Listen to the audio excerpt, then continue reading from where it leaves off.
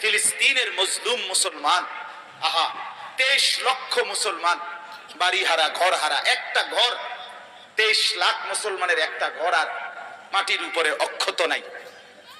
হাজার হাজার মুসলমান, মা, মেয়ে, নারী, শিশু, বাচ্চা রক্তে জমিন ভাসতেছে।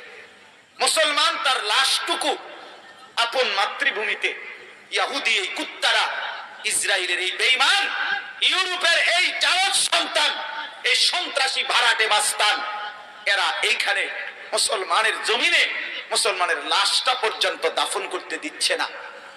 আজকে তাদের এই আস্ফালন, মাত্র 92 লক্ষ ইসরায়েলের জনশক্তি, এই অল্প কিছু কাফের 180 কোটি মুসলমানের বিরুদ্ধে অহংকার জুলুম করছে আমেরিকার, ইউরোপের দাপটের উপরে ভরসা করে।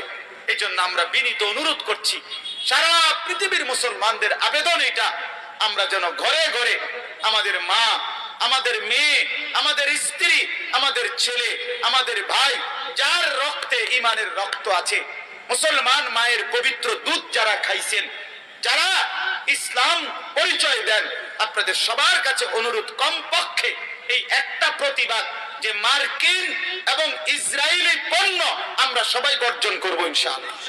বলেন ইনশাআল্লাহ, বলেন ইনশাআল্লাহ।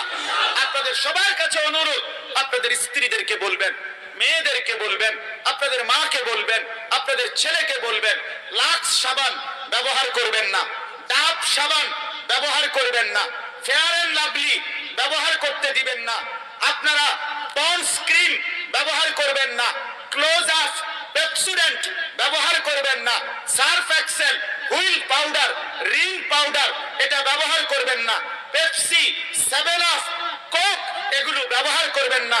কিনলে একটা পানির বোতল আছে, একুয়াফিনা একটা